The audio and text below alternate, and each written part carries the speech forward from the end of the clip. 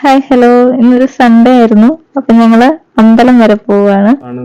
ഞങ്ങളിപ്പോ ഉള്ളത് മൂലമറ്റം ക്വാർട്ടേഴ്സിലാണ്. ഇവിടെ അടുത്ത് തന്നെ മൂലമറ്റം തന്നെയുള്ള ഒരു ഗണപതി ക്ഷേത്രത്തിലേക്കാണ് ഇന്ന് പോകുന്നത്. ആ വഴിനീളമുള്ള കാഴ്ചകളാണ് നിങ്ങളിപ്പോ കണ്ടുകൊണ്ടിരിക്കുന്നത്. ഞങ്ങളിപ്പോ പോയിക്കൊണ്ടിരിക്കുന്നത് കാറിലാണ്. ഇപ്പൊ കാണുന്നത് മൂലമറ്റം KSRTC സ്റ്റാൻഡാണ്. KSRTC സ്റ്റാൻഡ് കഴിഞ്ഞിട്ട് കുറച്ചും കൂടെ ഫ്രണ്ടിലേക്ക് ചെല്ലുമ്പോൾ ഉള്ളിലേക്ക് കയറിയാണ് ഈ ഗണപതി ക്ഷേത്രം ഉള്ളത്. ഉള്ളിലേക്ക് കയറിയാണ് അമ്പലം ഉള്ളത്. നമ്മൾ കുറച്ചും കൂടി ഫ്രണ്ടിലേക്ക് പോകണം.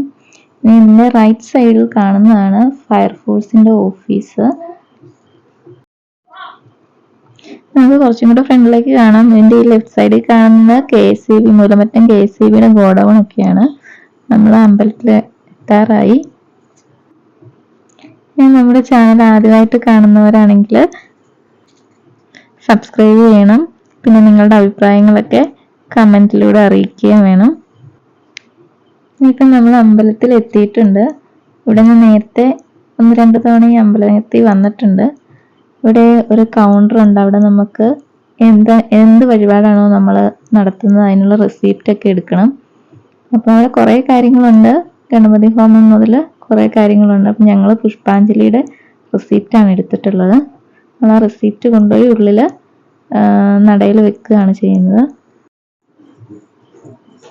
ഇതിനു മുമ്പ് നമ്മൾ ഇതിലെ വീഡിയോ തന്നെ ഇട്ടിട്ടുണ്ട്. ഈ അമ്പലത്തിന് തന്നെ ഉള്ളിലെ കാഴ്ചകളൊന്നും നമ്മൾ അധികമായിട്ട് എടുത്തിട്ടില്ല. ഈ വീഡിയോ നിങ്ങൾക്ക് ഇഷ്ടമായിട്ടുണ്ടെങ്കിൽ നിങ്ങൾ ഞങ്ങളെ സപ്പോർട്ട് ചെയ്യണം.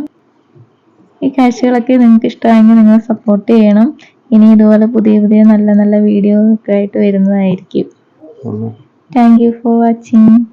അപ്പൊ ഇന്നത്തെ നമ്മുടെ വീഡിയോ എഡിറ്റ് ചെയ്തതും ആദ്യം തൊട്ട് 1 മിനിറ്റ് വരെ വോയിസ് ഓവർ കൊടുത്തതും ദേവിയായിരുന്നു.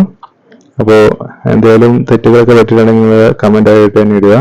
നമ്മുടെ പുതിയ പുതിയ വീഡിയോകൾ ഇങ്ങനെ നമ്മുടെ ചാനലിൽ വന്നുകൊണ്ടിരിക്കും. അപ്പോൾ നിങ്ങൾ നമ്മുടെ ചാനൽ കണ്ട് സപ്പോർട്ട് ചെയ്യുക. Thank you for watching. By.